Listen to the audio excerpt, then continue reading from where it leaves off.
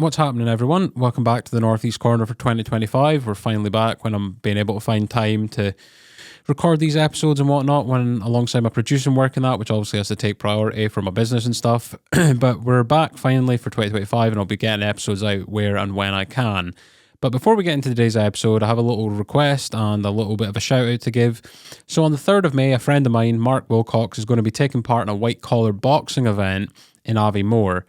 Every penny that's raised from this fight will directly go to the Ladybird Development Group charity. They help the early development of very young children. Every donation pays for them to receive one-to-one support, education and therapies by highly qualified key workers who are skilled in maximising their potentials. Whether you fancy seeing Mark get bashed about or are looking for a good night out, this is the perfect opportunity to have fun and give the kids of the future a fighting chance. A little bit rusty on the old... I wouldn't call this an ad read, but little intros these days, so bear with me.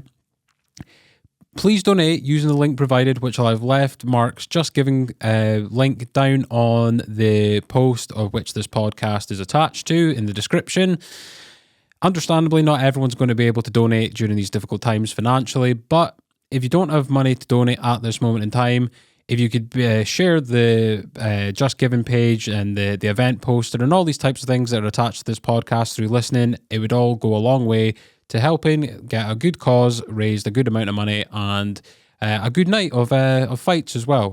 So best of luck, Mark. And anyway, on to today's episode. I actually had something like that before, but I sold it to buy these because I was like, I'm not getting asked to do anything out and about. And then when that happened, I started getting asked to do things out and about. So I was like, that's shit. Typical. Because like the camcorders are okay, but like, you know, they're getting on a little bit and stuff. So yeah, exactly. I was just like thinking for whenever I do stuff for the likes of Aiden or I do like a lot of stuff for like football clubs and stuff like that. Oh yeah, nice. To kind of, you know, give it a bit of a better look and whatever. But speaking of Aiden, it's probably a good place to start. Obviously, we're going to talk a lot about your upcoming MMA debut and things of that nature. But definitely. I mean, he absolutely ruined that opponent at the weekend, and a high level opponent as well. I think he was a black belt actually. It was a good opponent. Like I seen, because that got announced. I think Kev was maybe actually meant to be on it as well, but he ended up being on commentary, I think. Yeah, he was commentating. I think he got offered another match, then he didn't get another match. I kind of feel like it's probably going to be hard for Kev to get matches on the local scene just because of the level he's at now. Exactly, like obviously went to Polaris and never got the result he wanted, but he's going to be back there and fight. Exactly. You know what I mean.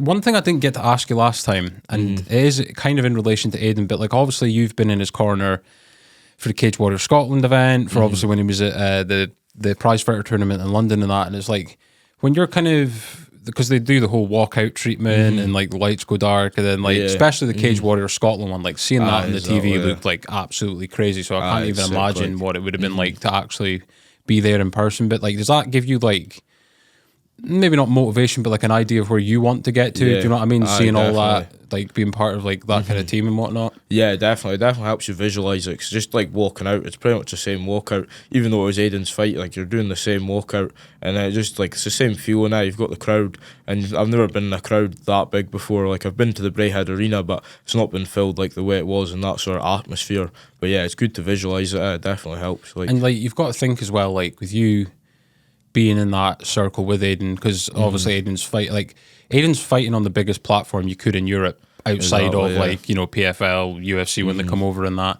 Yeah, like, exactly. Is now that you're kind of going into this kind of MMA sphere, like it's good to be around that, because the matchmakers are going to be looking for local talent, and if you keep doing what you're doing, then you know the call will come sooner or later. Do you know what I mean?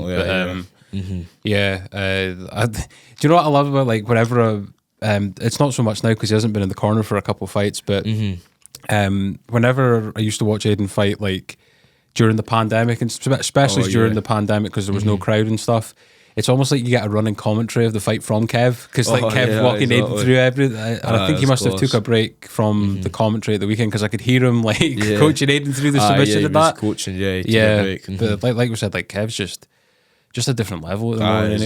You know, Aiden said himself, like he described him as the new Martin. Yeah, So and I actually aye. haven't even seen Martin roll when I've been up Aye, at the gym. exactly, So yeah. like I can't even imagine like how good that guy must be. But Yeah, definitely, 100%. They're you- all just animals there. speaking of grappling, you kind of started competing in grappling tail end of last year or something like that. Yeah, July was Yeah. my first one, yeah. I seen on your Instagram, because I'm sure you're aware that now going like the MMA world, like for example, we'll get to him later, but your opponent coming up in March, Aye. if he goes and looks anything up about you on exactly. fights and stuff, he's immediately going to think, right, this guy's a really shit hot striker. I have to like I have to wrestle fuck him. Yeah, you know what I mean? definitely, yeah, exactly. So you, in a sense, you know that's coming, but there's not as much footage out there of you grappling. But Exactly, for yeah. anyone that follows you on Instagram, I remember me and Aiden were actually talking about this when we were watching fights. But you got an anaconda submission win aye. in your, was it your first competition? Yeah, I was the first competition. Yeah, I sprawled on him, but I hit that all the time in training. That's just been like sort of my go-to. So like sprawl, to hit a double leg, get the anaconda, and then roll. But yeah, I got to a point of time people would like know I was gonna do it, but then I went for it, and I remember Jamie Steele was in the corner. He was like, "We're not going for anything stupid. We're not going for anacondas." And then I was like, I could just feel it was on us. So I was like, I've got to go for it. So I went for it. Because Jamie's like a guy like from hearing about him and that's someone that's obviously been part of that team for a long time. And Yeah, definitely. I remember Kev saying like someone that like really had to work at getting good, if you know what I mean. Like, Yeah, it didn't, and now he's actually, I think he's coaching the beginners course, and that's really he's cool to doing the see. beginners Like, course, yeah, it's good. but like, what was his kind of reaction? Like instructing you, let's not do anything silly here, and then you just went and subbed the guy. Was he was like, right, I'll just take a back seat next time? That's literally what he was like, right, okay, we'll take that then. And then he just, it was funny though, because like, we're not going for the anaconda, because I could have took his back, and then the back would have been more secure. But to be honest, I'm more confident with my anaconda choke than I was with my rear naked choke at that point in time. But now I've been working on my rear naked chokes and stuff, and I feel just as confident with both. So it's mad, isn't it? Because it seems like with Aiden, I always hear about the Darce choke. Like that's just his go-to. Like exactly. if he has the opportunity to get that 9 times out of 10, it's over basically. Exactly. Yeah, definitely. So it's interesting like how people gravitate to certain like chokes, if you know what I mean, or you know, submissions with the arm bars and stuff like that as well. Like definitely, yeah. And some people leg locks and that. Yeah, It's almost like people have like their own niches and specialities in jiu-jitsu. It's not just well, people obviously get good at it all eventually, but it's not just like a you know. I find it interesting that people specialize in certain moves within the sport, if that makes sense. Definitely. You know.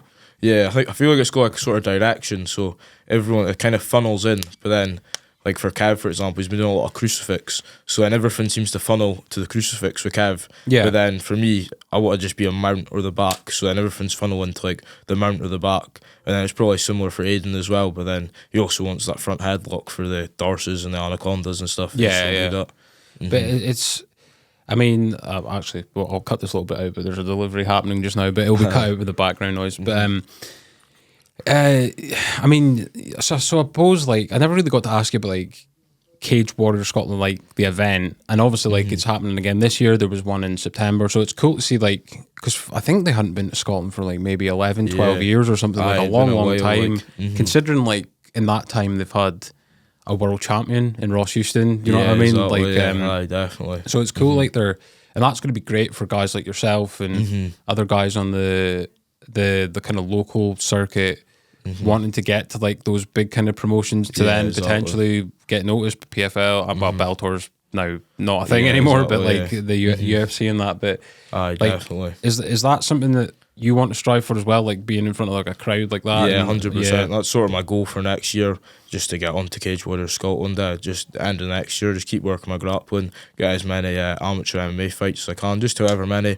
amateur MMA fights I need. It might be the year after, might be the year after that, but I think it could be done next year. I'll be 19 next year, and then I'll just have to wait and see. I'll just kind of play it by ear, and I'll be going back to Thailand as well at some point. So I'll get the MMA fights. I want to focus on just MMA and just a bit of everything, and then just work myself to that Cage Warrior Scotland debut. Yeah, 100%. And like time's on your side, you know what I mean? Like exactly. Yeah. I know it's like it's a bit of a cliche and whatnot, but like you said, you know, you turn next March. You turn 18? March 18th. Yeah, so, next year. Next month. So like that's. You know, you're still even though you're very experienced at what you do, because like you said, you've been in the kickboxing realm since like day dot, right? Yeah, so, exactly. Like you're very experienced in combat sports, but you're still very like, well, I guess new to this exactly. sphere of things. Because how long have you been definitely. at SBG now? Like 3 years, 2 years? 3 years, yeah. So I started when I was 14. I've been there for 3 years, but I wasn't doing jiu-jitsu to begin with. I was doing kickboxing Monday and Wednesday, and then it was just this last year, well, 2023, I started doing the jiu-jitsu Monday and Wednesday, and then the gi classes, and just was doing every day at SBG instead of the kickboxing as well. Was there ever a part of you that was like, not hesitant to take up grappling, but like, I think, to like trying something new, like pushing yourself out of your comfort zone? I think it's the same for everyone, right? It's, Yeah. you know, people just walking in the door of the gym that have maybe never tried martial arts before. Like, it's, Yeah, I feel like maybe at the start, like you'd maybe be a bit like, I don't know about jiu-jitsu because I've never done it before, but as soon as I did it, I enjoyed it, and then I wanted to go back. But it was mainly just finding the time, because I would do kickboxing Monday, and then I'd actually go down after kickboxing to do pads with Aiden, because the rolling would finish at 9, and then I would finish at like 8:30. So then I would just walk down to SPG and then get pads with Aiden after. So that was always good as well. And then whenever I stopped doing kickboxing, I was just at SPG instead. I actually stopped. It was just the Wednesday doing no-gi at first, and then I was just like, I needed to work on my jiu-jitsu because it's so competitive. It's so fun. Yeah. Like, there's so many of the guys at the gym that are like a lot better than I was in that, and then some of the guys that I've improved on in that. So it's good to just get better and just keep going forward. yeah, I mean, like, as someone that's just been up, like, filming some of the training stuff for Aiden, like, when he was on, he mentioned, like, Jamie Steele being one of his hardest roles in the gym. Aye, definitely. And, like, at the time, like, you think to yourself, well, maybe he's over-exaggerating there, because, like, Aiden's, like, you know, like, he's a professional fighter, do you know what I mean? Exactly, yeah. And then I think I was up in June filming some stuff for when he had the prize fighter thing coming up, and I got the camera out and that, and his first, like, wrestling session was with Jamie, and they were going for, like, about 2 minutes or a minute and a half, something like that, and he couldn't get him down. Like, and exactly. Jamie's like a really tall guy, like, and that, imagine that just adds like a layer of difficulty trying to get him down off of that alone. You know what I mean? Aye, definitely, because his frame's so long. Yeah. And the thing is when you shoot in on Jamie, it always ends up hurting. Like, you shoot in and it feels like it hurts because his bones are so solid. So I'll shoot in sometimes and I'm like, I need to do like other things to get him down rather than shots, because he knows that's what I'm going to do, like, mainly. Yeah, definitely. But like, do you ever, like, I've asked a few people that are involved in combat sports this, do you get more nervous for cornering friends than you do for your own fights? Yeah, definitely. Yeah. I've always found that, like, my whole time through, like, competition and that, I've always found whenever I'm in the corner, because I'm not in control, I can't do anything to control it, so you're a lot more nervous when you're in the corner rather than when you're actually in control of the fight. You know what's going to happen, and you know when you're in there, you know what's going on in that. But in the corner, you can't really control the fight. Yeah, 100%. And like, I mean, when I watched Aiden fight before, obviously before I kind of like knew him as a person, I suppose. And I remember I watched him, I think, when he fought Paul Hughes, and he got beat. And I was disappointed because obviously I want guys from the local area to do well. Exactly, but like, when I watched the Loof fight, like, in like, to be fair, people will remember, like I said at the start, the moments of like Loof getting the knockdowns and all that. But pretty competitive fight. Yeah, obviously those are like the two standout moments from the fight, which obviously wins Loof the fight. Exactly. But I remember when that happened, I couldn't look at the TV because like I know, not just because of knowing him as a person, but I've got to like see a little bit of how much work he puts into something like that. Obviously, I don't want to see like a friend get hurt as well, you know. But yeah, it's shit to see the amount of work he put into that fight camp and that, and then just be taken like that. But the last round, I felt like he was there the whole time, and then he could have went into that third round and out grappled him maybe. Yeah, definitely. Like, what? Because for one thing that I try to like understand is like it was you and Martin that were in the corner. I remember I could hear Martin giving Aiden instructions and yourself there. What do you think goes through, like, because obviously you guys have got to remain calm in some way, because if you start panicking, that helps no one, you know what I mean? Exactly, like, definitely. how do you kind of control not kind of like let in like any kind of concern for Aiden in like moments of where, you know, the fight wasn't going so well for him, and that kind of like cloud being able to give him instruction to help. Exactly, yeah, definitely. You just kind of got to look out for like what's landing, what's working, and what's not working, and then just kind of making sure he's doing what's working and then not doing what's not working, and maybe looking at what could work, and then just giving him a little pointer as well. This could keep doing that, and then just little pointers and that. Things you should keep an eye on, or maybe he's been caught with something. Yeah, and he needs to keep an eye on that, and then maybe change something to stop from happening again. Is it always like fight week? Is it always like a good laugh? Like just the build up, and I suppose it kind of has to be, right, because it's a stressful time for him because he's having to make weight, which is obviously never going to be an easy task. But like I think one thing from the London one, I remember he put a post up on Facebook. He was talking about, I think was it Leon? I think he said he wanted to go to M&M World, and Leon thought he meant the rapper or something like that. And it turned out, you know what I mean? It was well funny. Yeah, like he was like M&M World, and I was thinking M&M the rapper, but it was like just actual M&M.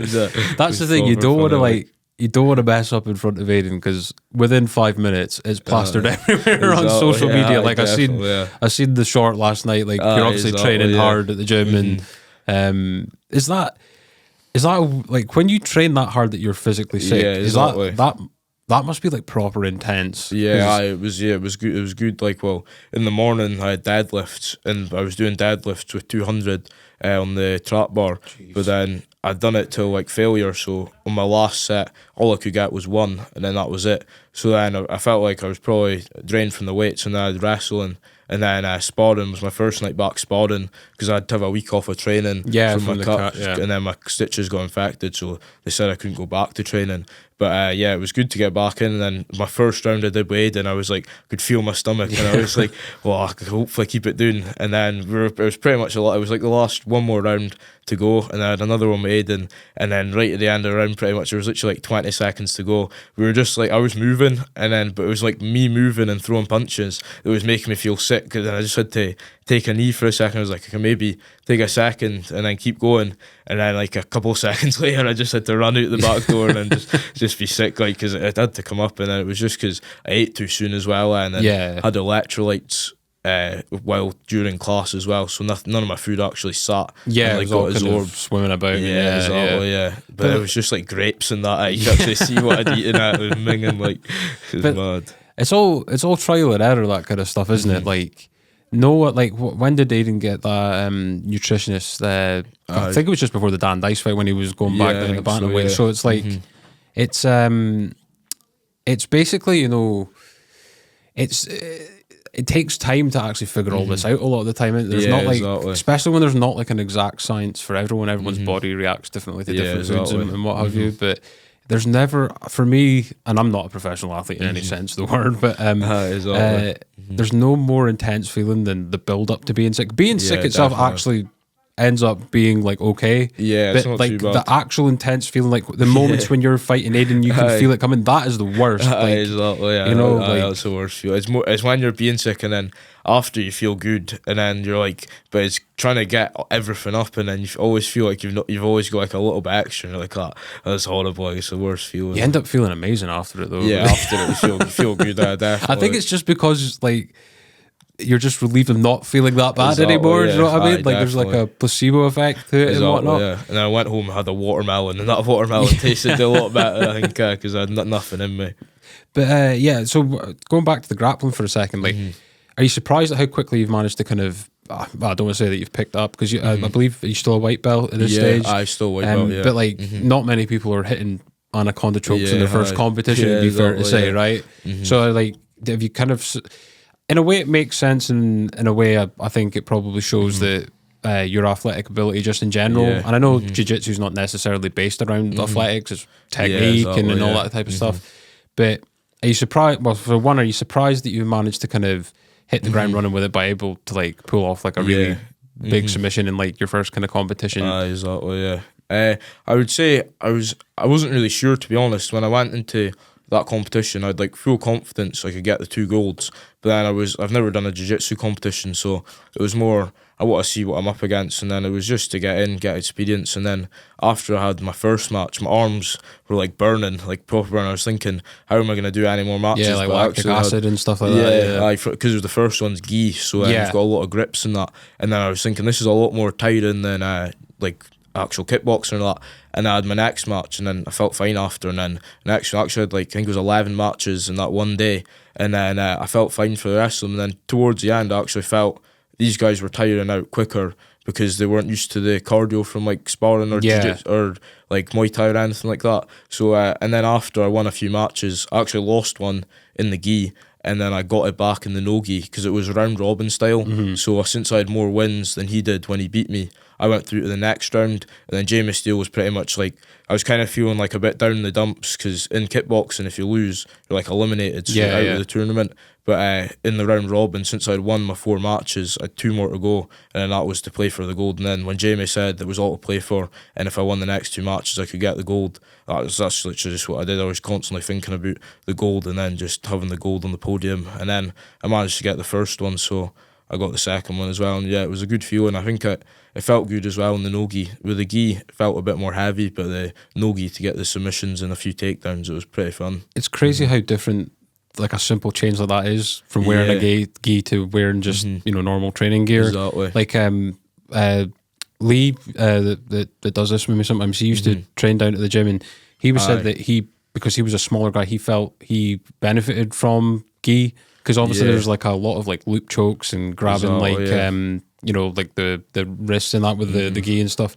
But I suppose for MMA, like no gi is going to be like a more real version of what you're going to experience than an MMA fight.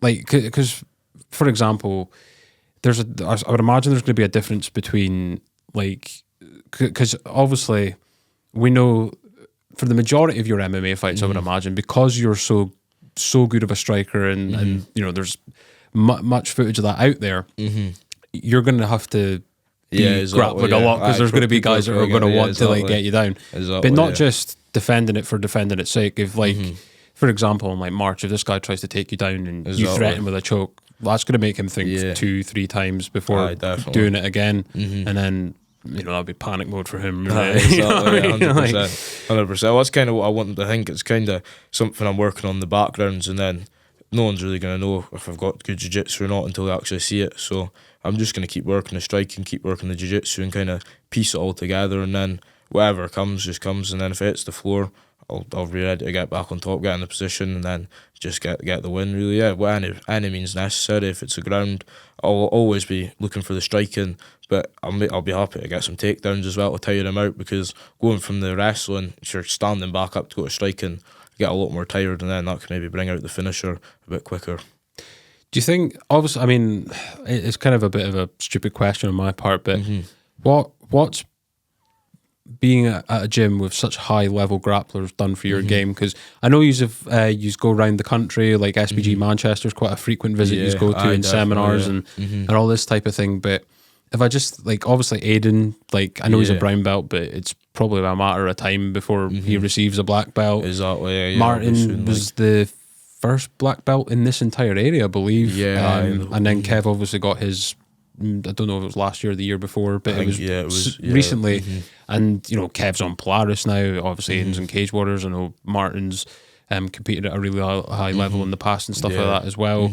So just having, and, mentioning the, guys like Jamie Steele and the likes as well. Exactly, like, being able to, like, constantly move with them, roll with them, I'd imagine that's just, like, benefited you tremendously. Obviously, it's amazing. Exactly. It's a blessing, like, definitely to have that much knowledge in jiu-jitsu in Elgin in such a small area.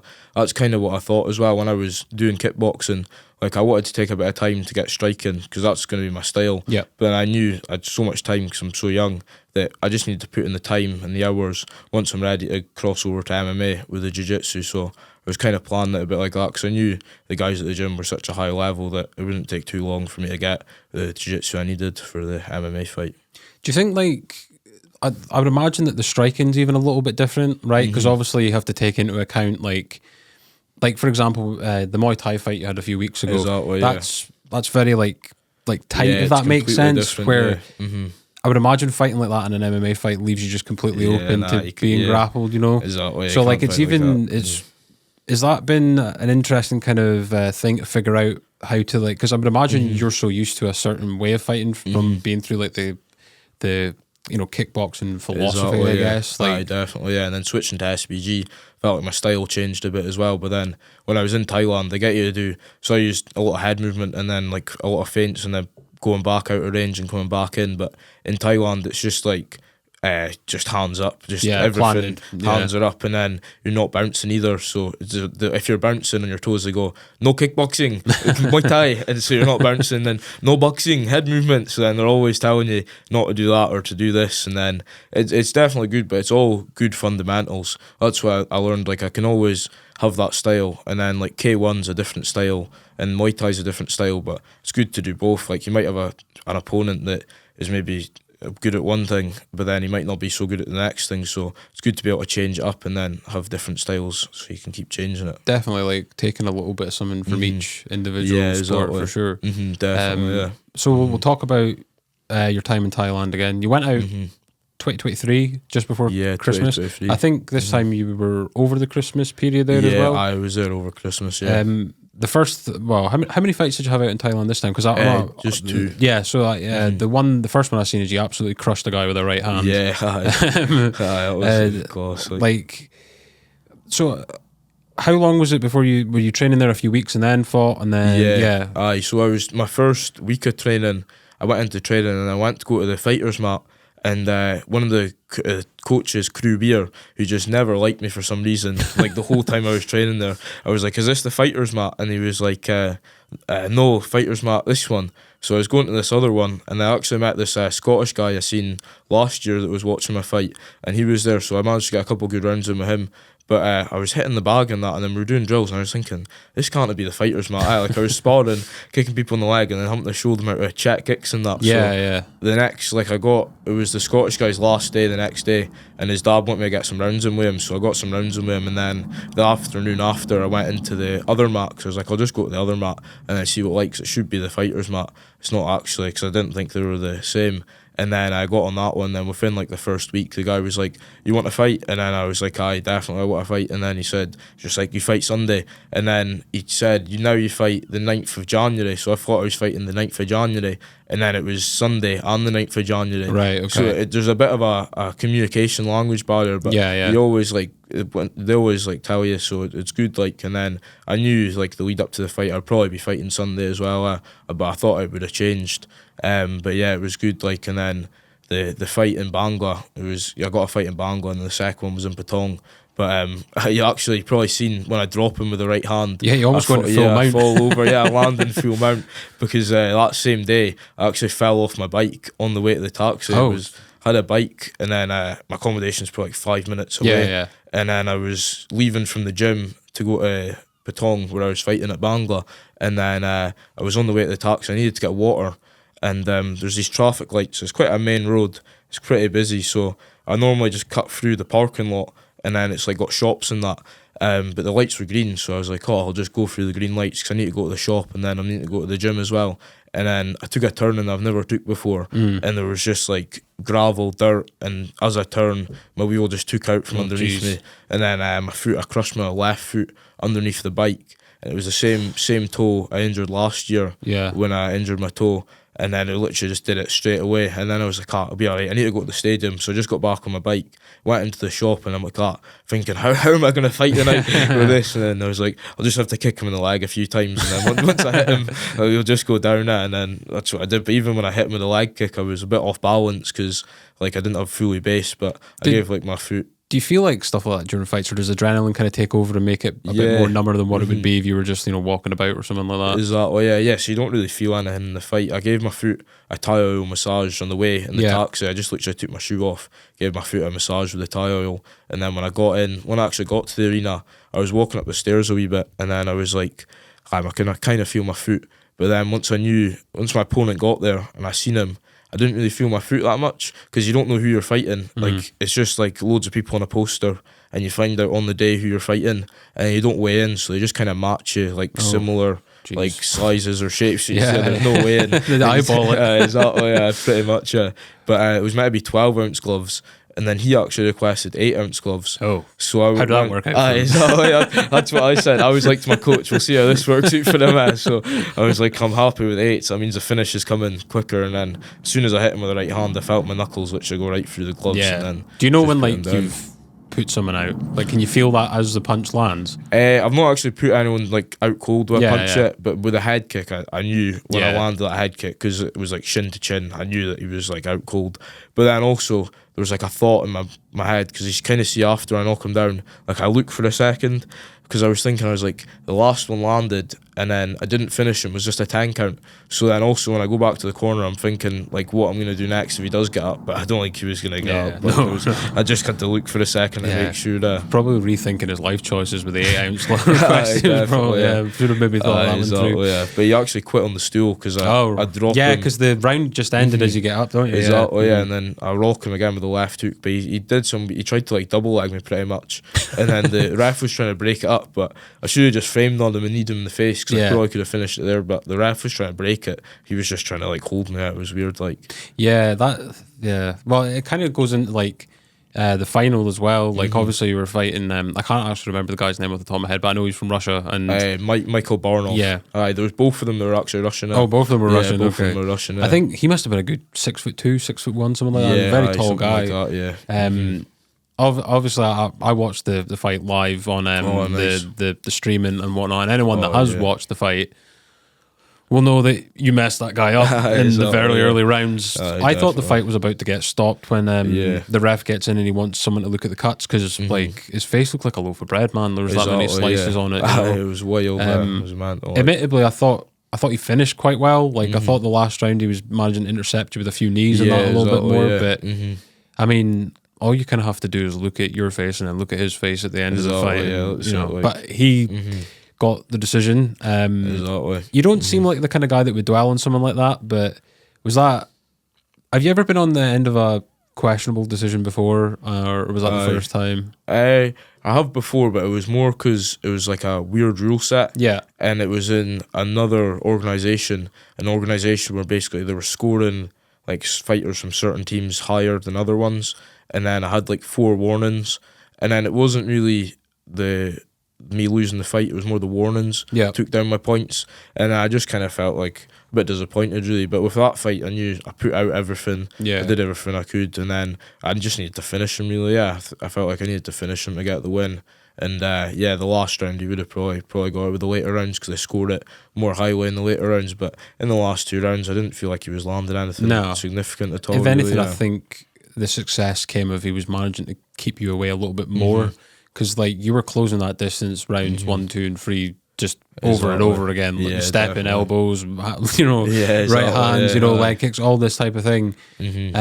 Whereas he kind of found a little bit, and I suppose it's just as a result of like he's both getting more tired as the longer the fight goes on. Like he was managing to kind of maybe like keep you and get a knee to the body every so often to stop you from, because it felt like from watching the first couple rounds, whatever he was throwing at you. I'm not saying that you didn't respect him, but like it was almost like I can enter in here without much repercussion and land damage on him, which obviously came off tremendously. A few things I've been training actually where I wanted him to throw, so I wanted him to throw that knee, I wanted him to throw the kick, but then a few things didn't work out as well also, and a couple of things I didn't manage to get to try. I think I need a bit more work on them as well, so I'll be working on them the next few months and stuff, because I'll definitely get that rematch when I go back to Thailand 100%, and I'll just need to knock him out, because I feel like for his style, like he's got the best thing for my style to keep me away with the teeps and the knees, but then mine's the exact same for him, being on the inside with the elbows and the boxing. That's the best thing to stop him. So 100%. It's just a really good fight. Everyone, when it got announced, because he was actually at Tiger the same time I was at Tiger last year, because he's actually sponsored by Tiger Muay Thai, he's been there for like 5 years or something like that. Everyone was like, it's a beast fight, like it's a banger, and then high loads level of people opponent came and watched it, and that it was good. Like so he, like, I thought you won, a lot of people thought you won, so a bit, regardless, good experience for you anyway. A lot of, and like you said, like learned, I mean, if you just even hearing you say that he's been out there for 5 years, sponsored by them, you're kind of almost visiting in a way, right? And you're still really early to like your pro/amateur career, and you're giving him that amount of trouble. Exactly, you know, we had 5 cuts on him. I only got one, but I knew after I cut him twice, I was looking at his face dripping. I was like, if I'm an elbow range, he's probably going to try and get one back. And then a few times they slightly missed, but he managed to catch. I don't actually know what it was that hit me. I realised after the fight, the doctor was like, yeah, you're going to have to get stitches there, but I didn't actually want to get stitched. Dare say he would get more though. Yeah, definitely. I don't know how many he had to get, like, it would have been a fair few. He did look very buzzing to have made it to the final bell, which maybe a bit like skeptical hippo eyes of like, do you know something that we don't know kind of thing. Yeah, but, exactly. Well, I kind of knew myself. I needed to finish him, and then if it went all 5 rounds, it was probably going to be just in Thailand. Like, you'd never know with judging that. So it's mad, like how common that is in combat sports. Like, there's a local guy, Dean Sutherland. He's a boxer from Aberdeen. He's headlining Madison Square Garden, I think, St. Patrick's Day. So it'll only be a week or so after your fight. Nice, and I was listening to an interview with him, and he's fighting an Irish boxer called Callum Walsh, who's promoted by Dana White. So like, I've seen him before. Yeah, actually, like a really big opportunity from a guy, you know, from Aberdeen that's been on the local scene for a lot of time. But he's like, I need to finish this guy because Irish guy, St. Patrick's Day, New York. Decision's probably not going to go. I could beat him for like 10 rounds and probably find a way. You know, that's it. Yeah, so it's mental that still exists. But I guess for you guys, it is what it is. You've just got to take that out of the equation. But like you said, so anyway, we'll get. I know you have to go to training, but we've still got a little bit of time, so I want to get into the MMA debut, right? Because that's obviously something that I think when we were discussing it was Goliath Fight Series at first, but I seen it as a different promotion, so I just take it there was just like a difference, and I suppose maybe you need a bit more time with the stitches and that just to kind of recover as well. Yeah, well, I did actually have an opponent for Goliath Fight Series. They had a guy, it was 72.5. But he's just kind of not said anything. We were waiting for him to confirm the fight, and he actually messaged me on Instagram. Oh, did he? He seemed up for it, and then I was messaging him and that, and then told him the date. It was 6-ounce gloves, no shinnies, 8th of February. And then he said, "Sweet, I'll let you know." And then literally not heard back from probably him. Looked at the last Goliath fight and was like, "That's not going to be me, man." Exactly, probably something like that. But then they did offer me a guy at 70. But since I had to have that week off of training after my stitches get infected, I couldn't train. So all I was really doing was literally eating, sleeping, going to the beach a bit, but I couldn't go in the water. So even if I wanted to go out on a run, I couldn't sweat. So then, I gained a bit of weight from that. So I'd had to do a hard cut for 70. I would have made 72.5 easily, but the next one in March is 73. So 73, and I've got 6 weeks for that, just under that now. So yeah, it's perfect. Yeah, it's a good time. Like, so the Aberdeen. Do we know what venue it is? I did try to look on the poster. Yeah, I messaged him to ask for the venue, but he said there'll be more details out this week. Cool. So like there'll be because I take it. Will you get like ticket allocations, or will it just be a case of people going to a website and getting it, or something like that? So I've got a number of people that are coming down. So once I've got a number confirmed, I'll send it over to him, and then I get a $5 per head, so I get a bit of commission as well. Oh, nice one, man. Yeah, that always definitely helps. But yeah, you've got an opponent coming over from France. Yeah, exactly. Seems like he's got a bit of experience behind from a little kind of looking up, and obviously, like, fair play to him for making the journey to Aberdeen to come and face someone that's obviously going to be not your home time, but like very close on your turf as compared to his, right? Yeah. So, have you been able to watch anything on him, or is that something that you're going to look into as the kind of camp progresses and whatnot? I had a little look on his Instagram because I seen he commented on the post, so I had a little look on his Instagram. I seen he's done a bit of kickboxing, a bit of MMA and stuff, so he looks like he's a bit of a striker, but I think he'll probably try and take me down as well. Probably mix I think that would be very good advice for him. Yeah, I definitely but I don't know. I wouldn't recommend. I wouldn't even recommend Stefan to come in. He's gonna get knocked out regardless. Yeah. But definitely, it's a good fight. It's good to get a good opponent and someone from France as well. I've not fought a French guy since 2022 at the World Championships there, so I always enjoy fucking giving it to the French. Like, it's good because like they seem to have like quite a good kind of amateur pedigree over there, because I remember there was a guy from there, he fought I think it was Jamie McDonald from HMAC on Cage Warriors Scotland, and it was actually his first pro fight. And like Jamie McDonald, if you've ever seen any of his fights, like they're brutal. Do you know what I mean? Like I've never seen anyone like knock people out cold with ground and pound like that ever. But I've not actually seen any of his other fights that I was seen. But I think it was IMAF or something. But like you could tell when they actually fought, because the French guy ended up winning. But I do think Jamie had a bit of a hard time with the weight cut or something, so maybe that kind of came into it. But you could tell that the guy from France was like well seasoned and had like a good background, and probably was at pro level but just hadn't made that step yet.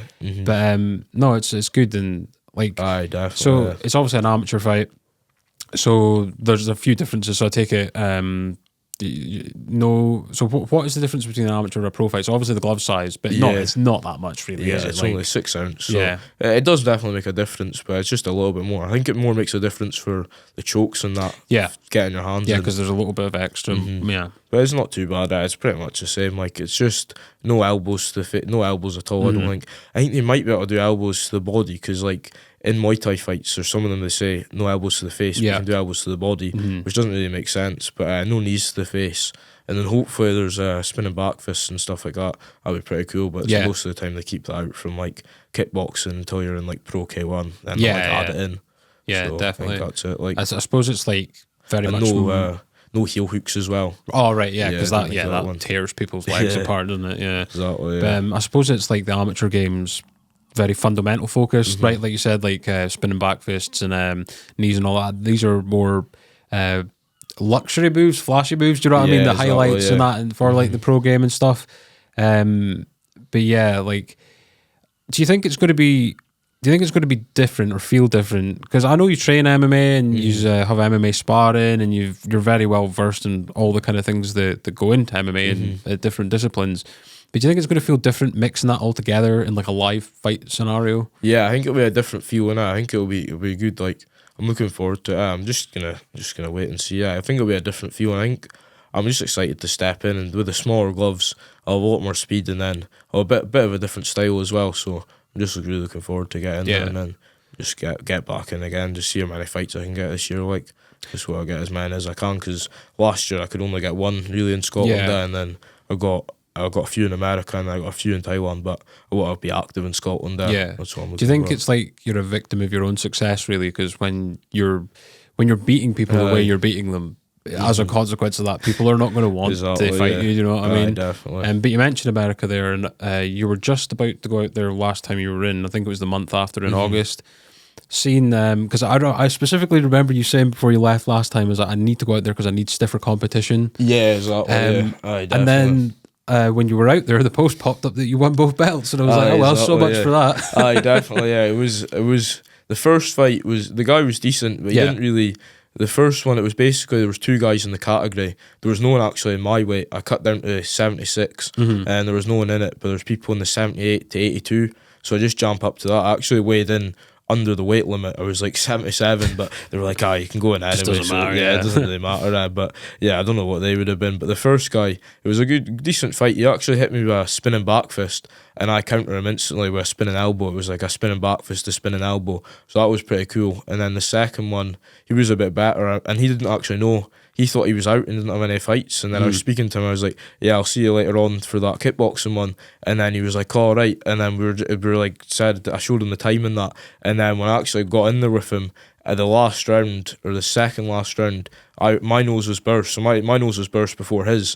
And I remember feeling it. I was thinking, wait a minute, I'm burst here. I need to burst him. I need to get something back. So his nose was burst by the end of the round. And then it was weird. There was like no music the whole day.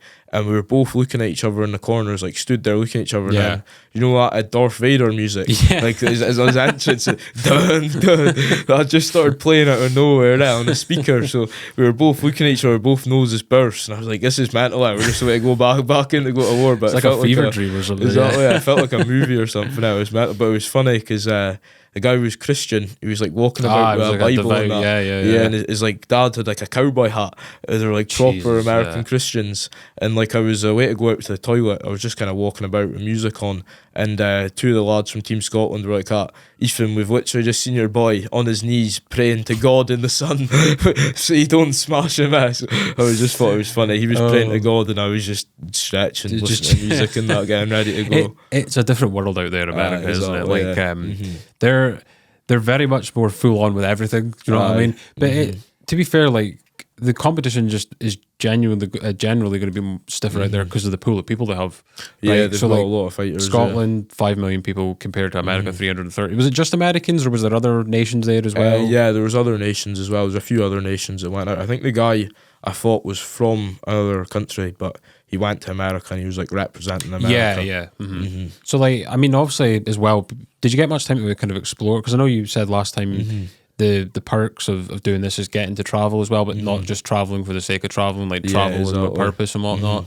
So, like, this is obviously the country that everyone that's pursuing a career in fighting wants to go to because it's where the most money's made, you know what I mean? A lot of the time, obviously you've got stuff like the Middle East coming into it now, but throughout history, America's been the biggest one for it. So, like, how cool was it to, like, compete out there and obviously get to see it for the first time in that? Was it the first time you'd been? Yeah, first time I've been to America. Yeah, it was class. We actually got a bit of time to see it as well because I thought they did all the fights on the Saturday. So then there was the Sunday and then the Monday we flew back Monday night at like 9 o'clock or something. So we were staying in Delaware, but then we went through, do you know the Coney Islands? Yeah, that's the East Coast, isn't it? Yeah. We went through there and then seen it was like, what movie is it? It was a movie. We were at a bit for a movie.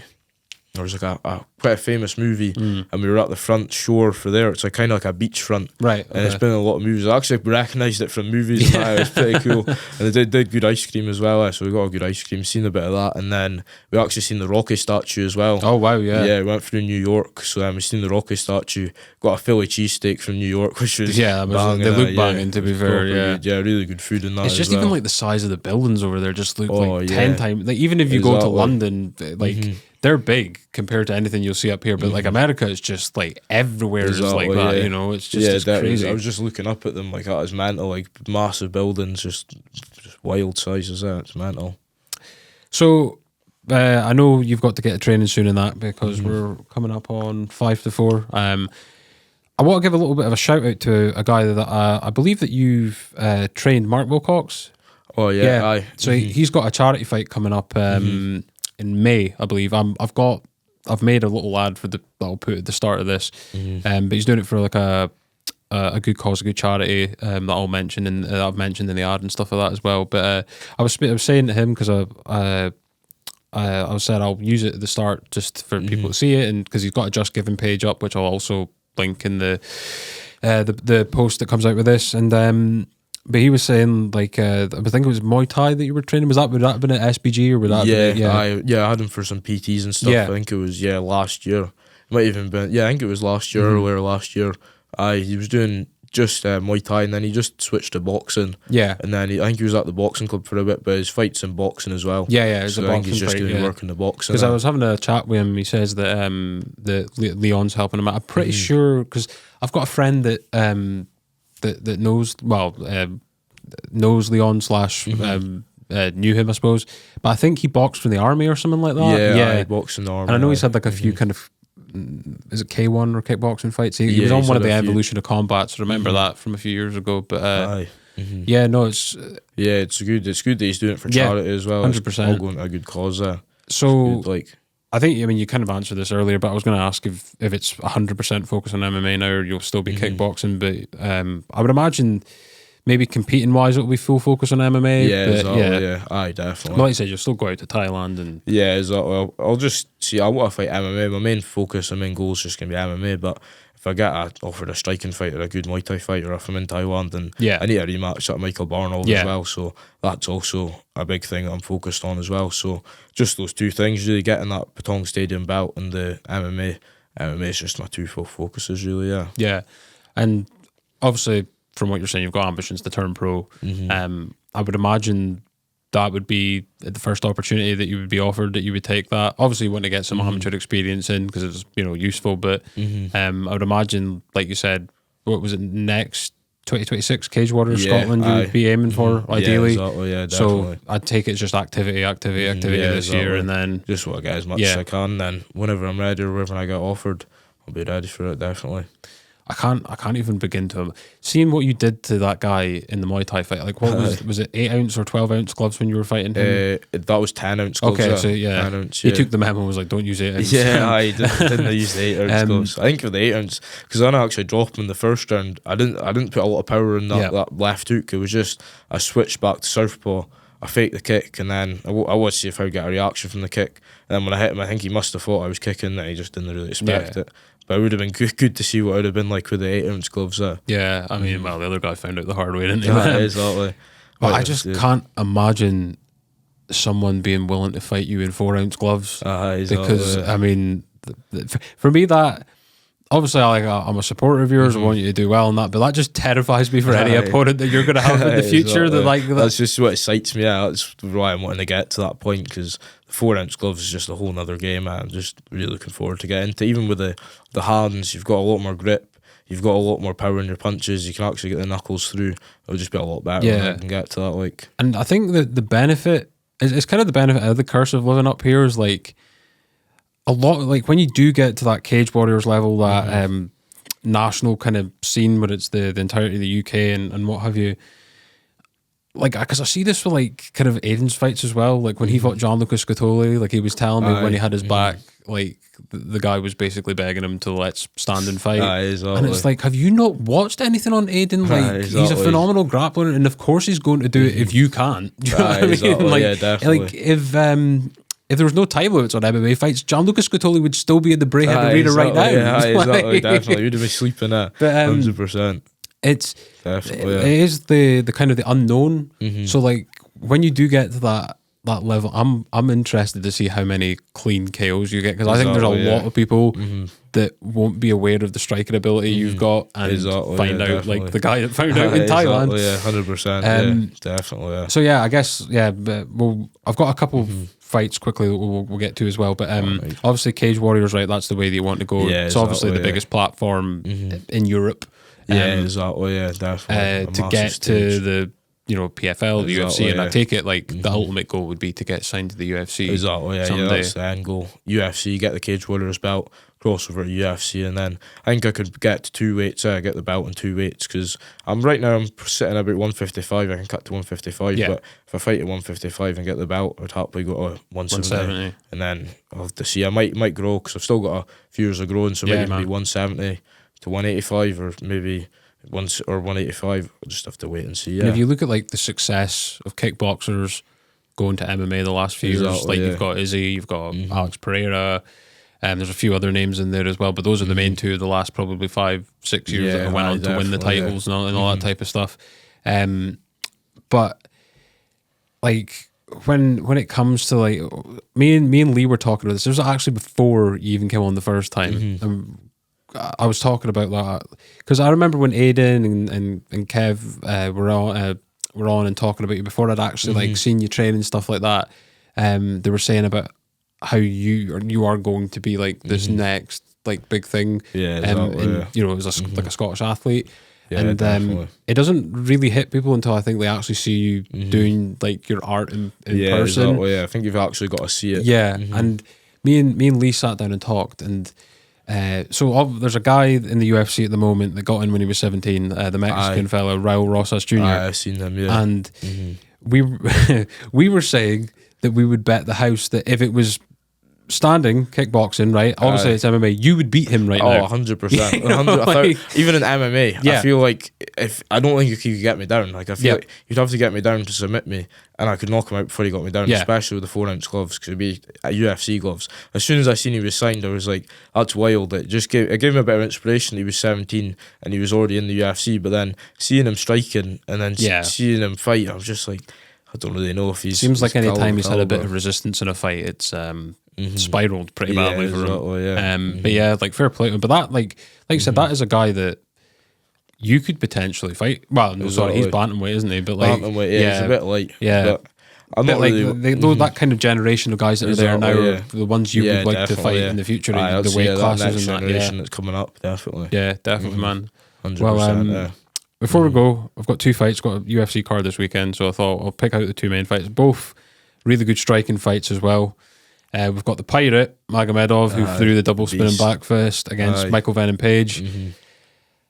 I mean, for me, like, I really do like the Magomedov guy. I think he's like quite fun and exciting he's and that. good, And every time I watch MVP, like the punches he throws are like, I don't want to say repetitive because it works. Yeah, but it's almost like his movement's the thing that beats people. Yeah, do you know what I mean? yeah. Like It's his when movement and his timing. yeah, because when he fought Kevin Holland, like I swear every strike he threw was a right hand, and Aye, it landed exactly. every single time. Yeah, he I just was finds like- the timing. So like I find it Exactly. hard to bet against him in any kind of striking format. Yeah, have you seen any of Charlotte Bullett's striking fights? Yeah, I've seen Yeah, the last from one back where in the the double day. spinning back fist. Yeah. Yeah. I think he's only. Is he got? Am I right in thinking he's blind in one eye or something? Yeah, as he's well? got one eye. So Yeah. I think the first one he must have hit with the eye you could see, but the second one he wouldn't have seen it. But Yeah. it's sick when you see the photo because he's like looking at him with the eye, you can't even see with. It's so glass, rare like- as well because I think he's from Dagestan, isn't he? From that part of Russia, which whenever he's struggled, it's been in the grappling, which is so back to front because all the Dagestan guys are known for being Yeah, wrestlers a lot of the exactly, time. Like I yeah. know Aye, they've got a definitely. few now with Umar and Usman, Khabib's cousins that are kind of a bit of a full package type thing. Yeah, it is. But I probably will go with the Pirate just because he's like the Yeah. up and comer. He's had a lot of Muay Thai experience as Yeah. well. I feel like if there was anyone to do it, it'd probably be MVP MVP. because of his style. Yeah. And like he would maybe be able to catch him in the time, and he's the type of person that would think about his eye. And Yeah. like think how can I catch him with his eye where he's not going to see the shot? But Yeah. I think Charlotte Bullet will probably finish him. Yeah. And I think like this is such a good fight in the sense of none of them really grapple, you know. So like we're definitely going to see a Exactly, kickboxing match. Whereas Aye, like when definitely. Ian Gary fought MVP in the summer, Ian Gary is like known for being a striker his Cage Warriors days. But he does, I think he trains at Shoot the Box, which is called like Charles Oliveira and all that He's there. out in Brazil. I think. And he realised pretty quickly that MVP was going to be a difficult customer and just thought, exactly. I'm taking you down. And that's Yeah, ultimately that how was he it. won with it. And then we've got Izzy versus Imavov. I believe Imavov is the guy that Sean Strickland finished. I could be wrong though. But obviously Izzy had that comeback fight against Strickus. I didn't really know what to make of it because when I first seen it, I thought looked a bit clunkier than before and stuff like that. But then definitely. when I looked at the third round, I was like, he actually had Drickus really tired, and I thought, and Drickus just seems to like pull these wins out of nowhere, you know, like every time. Definitely. But I would like to see Izzy win just because Yeah, I'm I'd a like fan. to see a good performance from Izzy. But who knows? Do you know what I mean? I think the matchup's pretty good for him. Like, I'd much rather him see this level of Yeah. opponent than like say if they got him to fight Hamza. I think I would be Aye, scared for my exactly, life yeah. if Aye, like definitely, yeah. like 'Cause I yeah. don't actually know that guy. I don't know who the other person is. I think he fighting. fought Strickland. I think Strickland finished him. I believe it's the same guy, but I could be wrong. But I would. Aye. I'll. Usually, I never bet against Adesanya. Well, unless it was Alex Pereira, and then he won that one. Yeah, so, exactly. you know. Aye, definitely. But yeah, I'd like to see Izzy come back and get a win, especially for the career he's had. Like I don't think people like that get like the recognition. Like he held the. I think it's his first non-title fight in 6 years. Which is pretty crazy to that's say, wild, like because he defended the belt for so long and then he lost it to Exactly, Alex and won it back and all that type of thing. Exactly, But, yeah, that's wild. Like, yeah, dude. Well, that's been an hour, man. Nice Nice speaking to you again. I'm yeah, sure. it was good to get back on the show. I'm That's sure right, I'll probably. I don't know if Aiden's going to want anything done on the lead up to the Cage Warriors and that, but I'm sure I'll probably see you sooner rather Yeah, than I'll see you later. at some And point, yeah. all the best for March. Yeah, If they if they do like a link for tickets and that, let me know because I'll try and get down. yeah, nice one. Yeah, yeah. just let me know. I'll give you a message. I'll be ordering them up soon, and then I'll get them in. Cool, like, man. Spot on, right? All the best. Can I give a wee shout out to all my sponsors Go for and it, that as of well? course. Yeah, just a massive shout out to all my sponsors. If you wouldn't mind, I'll send you the Yeah, send me a photo again. I'll flash yeah. it up on the screen. Yeah, we'll put it up on the screen. Just a massive thanks to all my sponsors, giving me the support I need for my fighting journey and just putting me in the place I am now. It's awesome. Thank you. Right, spot on. I'll be back. I've got a bunch of producing stuff to do in between, but I believe I'm speaking to a hypnotist next, so you know, I'll see you when I see you.